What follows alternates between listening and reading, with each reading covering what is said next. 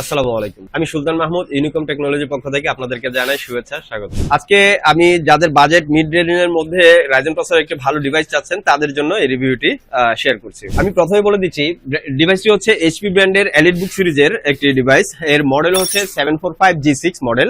আপনারা আমার হাতে অলরেডি ল্যাপটপটি দেখতে পাচ্ছেন, একেবারে ফ্রেশ কন্ডিশনের একটি ল্যাপটপ।